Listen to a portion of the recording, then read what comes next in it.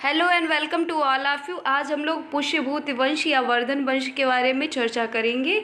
चलिए स्टार्ट करते हैं। ये पुष्यभूति वंश कैसे सबके सामने आया और इसके अलावा और कौन कौन से वंश रहे हैं, जिनमें प्रमुख कौन रहा है, जिनमें पुष्यभूति प्रमुख रहा है, और कौन कौन से वंश थे इसके साथ में।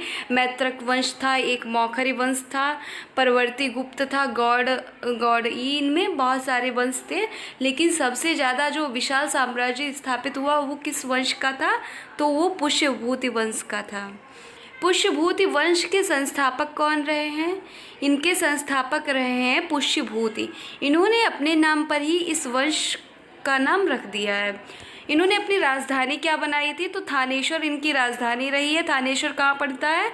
हरियाणा प्रांत के कुरुक्षेत्र जिले में थानेश्वर स्थित है। प्रभाकर वर्धन इस वंश की स्वतंत्रता का जन्मदाता, वेरी वेरी इंपॉर्टेंट, ये प्रभावशाली शासक भी थे और इस वंश की स्वतंत्रता इन्होंने ही दिलाई थी। इस वंश में जो स्वतंत्रता के जन्मदाता हैं यही माने जाते हैं। इन्होंने कौन कौन सी उपाधियां धारण की, तो प्रभाकर वर्धन ने परम भट्टारक और महाराजा धीराज की उपाधि धारण की थी। नेक्स्ट, प्रभाकर वर्धन की जो पत्नी थी यशोमती, उनका नाम क्या था? यशोमती जी। उनसे इनको 2 पुत्रों की प्राप्ति हुई। पहला पुत्र कौन सा था? पहला एक का नाम था राज्यवर्धन, ये बड़ा इनका पुत्र था। दूसरा था हर्षवर्धन, ये छोटा था। और इनसे एक कन्या भी उत्पन्न हुई। कन्या का नाम क्या था? राज्यश्री। इन्होंने राज्यश्री का जो विवाह किया वो कहाँ के राजा के साथ किया? कन्नौज के मौखरी वंश के राजा थे। राजा का नाम क्या था? गृहवर्मा। गृहवर्मा के साथ में इन्होंने अपनी पुत्री का, यानी किसका? राजश्री का विवाह कर दिया। ये पुत्री किसकी थी? प्रभाकर वर्धन की। मालवा के शासक देवगुप्त ने गृहवर्मा की हत्या कर दी। गृहवर्मा की जब हत्या हो जाती है तो क्या होता है, ये कहाँ के शासक ने की? पहले तो ये शासक ने की है, मालवा के शासक थे, उनका नाम क्या था? देवगुप्त। इन्होंने जब गृहवर्मा की हत्या कर दी और इनकी जो बहन, किसकी बहन है? राज्यवर्धन और हर्षवर्धन की बहन यानी राजश्री, इनको बंदी बनाकर कारागार में डाल दिया। तो राज्यवर्धन ने क्या किया? इन्होंने कहा कि मेरी बहन और मेरे जो बहनोई हैं उनको इन्होंने मारा है और बहन को बंदी बना के वो कारागार में डाला। इसलिए इन्होंने क्या किया? देवगुप्त को ही मार डाला। जिसने उनको मारा था इसने इनकी हत्या कर दी। परंतु देवगुप्त के जो मित्र थे गौड़ नरेश, गौड़ के जो नरेश थे शशांक, उन्होंने इनको धोखा दे दिया। क्या किया इन्होंने? धोखा दे दिया और राज्यवर्धन की मृत्यु कर दी। इन्होंने इनकी हत्या कर दी। राज्यवर्धन ने देवगुप्त को मारा और जो नरेश थे, कहाँ के? गौड़ नरेश थे शशांक, उन्होंने राज्यवर्धन को धोखा दे दिया। उन्होंने उसके धोखे से हत्या कर दी। शशांक जो था किस धर्म का अनुयायी था? तो ये शैव धर्म को मानता था। और शशांक ने एक और काम किया था, इन्होंने बोधि वृक्ष जो बोध गया में है, जिसके नीचे बौद्ध जी को ज्ञान की प्राप्ति हुई थी, उसको इन्होंने कटवा दिया। ये पूछा जाए अगर आप लोगों से कि बोधि वृक्ष बोध गया में किसके द्वारा कटवाया गया, तो शशांक के द्वारा कटवाया गया। शशांक कहाँ का राजा था? तो ये कहाँ का था? गौड़ का नरेश था या गौड़ का राजा था। नेक्स्ट आगे बढ़ेंगे। जब राज्यवर्धन की मृत्यु हो जाती है तो क्या होता है, तो इनका जो छोटा भाई था हर्षवर्धन, इनकी मृत्यु राज्यवर्धन की कब हुई थी? तो 606 में इनकी जब मृत्यु हुई, तो उसके बाद में जब इनके भाई थे, उनका नाम क्या था? हर्षवर्धन, मात्र 16 वर्ष की अवस्था इनकी थी, 16 वर्ष के ही हो चुके थे। तो ये थानेश्वर की गद्दी पर बैठ गए। जब अपनी इनकी भाई की हत्या हो गई, अपने भाई की हत्या के बाद ये राज गद्दी पे बैठ गए। हर्ष को शिलादित्य के नाम, वेरी वेरी इंपॉर्टेंट, पूछा जाता है हर्ष का दूसरा नाम क्या है, किस नाम से पुकारते हैं इनको, तो शिलादित्य के नाम से। इनका नाम शिलादित्य भी है।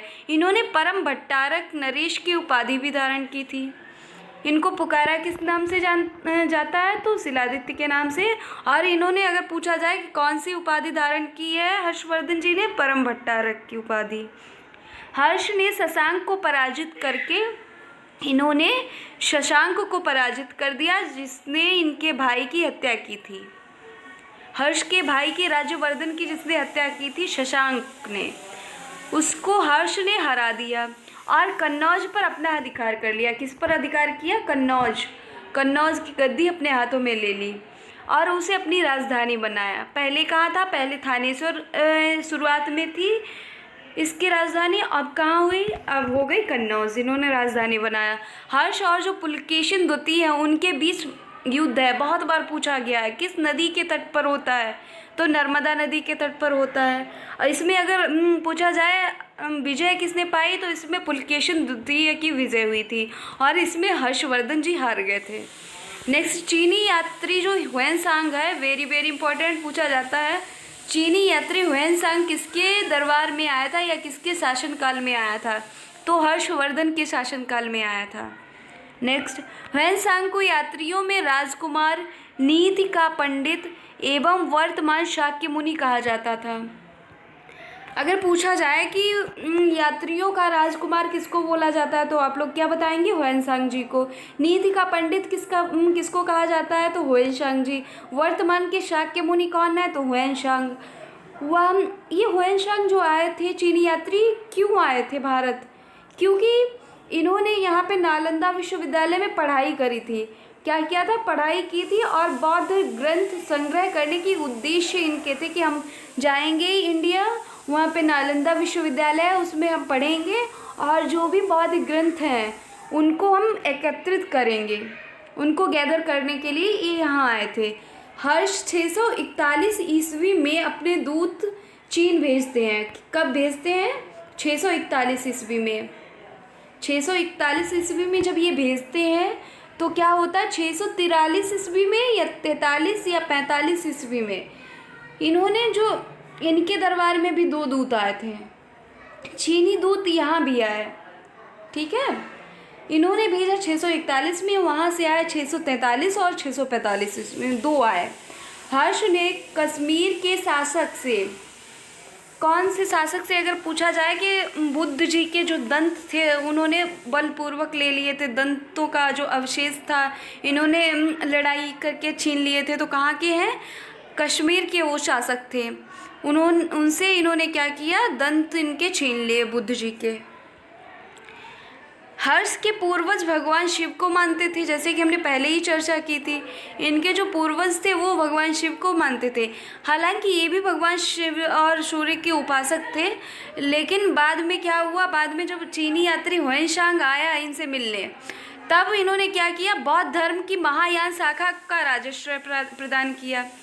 इन्होंने राजश्रय जो महायान शाखा में बौद्ध धर्म से, ये पूर्ण फिर बौद्ध धर्म में ही बन गए थे। इसके बौद्ध भिक्षु जो हम कह सकते हैं बौद्ध धर्म को ही मानने लगे थे, तो ये बाद में बने थे। पहले ये शिव जी को मानते थे और सूर्य की उपासना किया करते थे।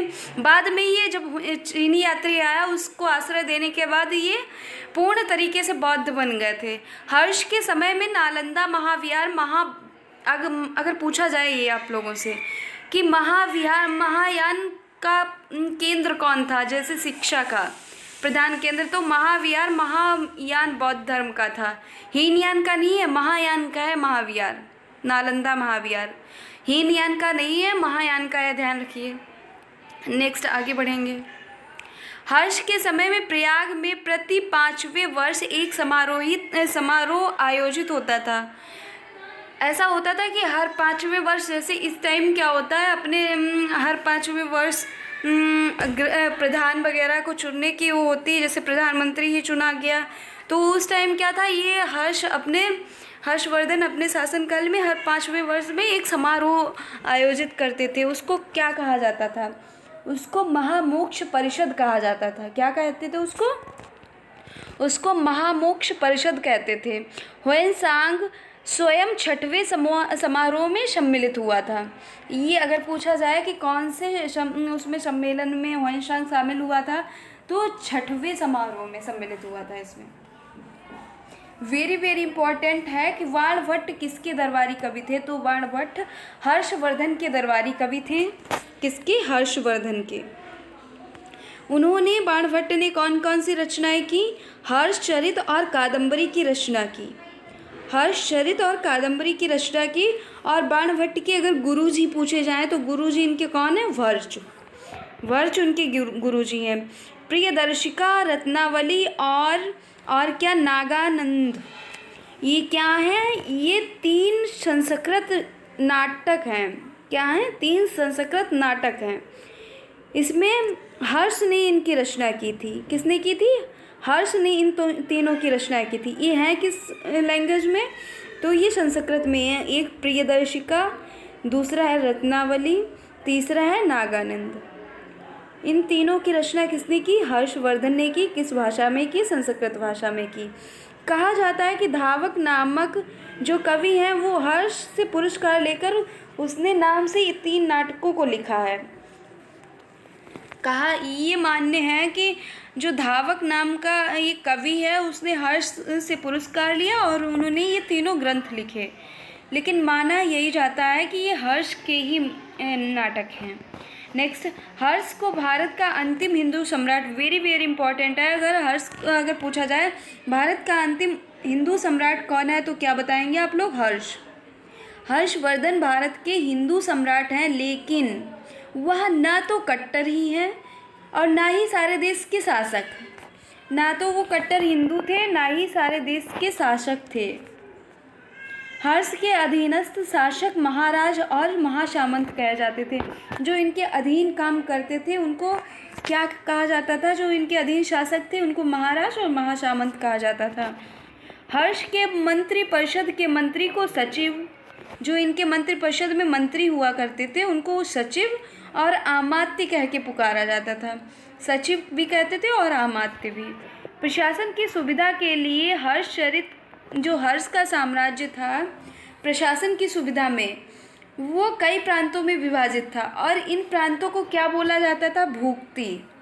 इन प्रांतों को क्या बोला जाता था? जो कई प्रांतों में विभाजित था उनको भुक्ति बोलते थे।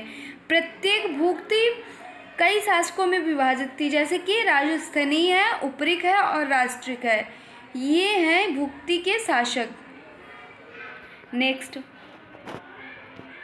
भुक्ति का विभाजन जिलों में था। अब भुक्ति का जैसे प्रांत का भुक्ति में हो गया और उसका किस में? भुक्ति का किस में? जिलों में कर दिया गया।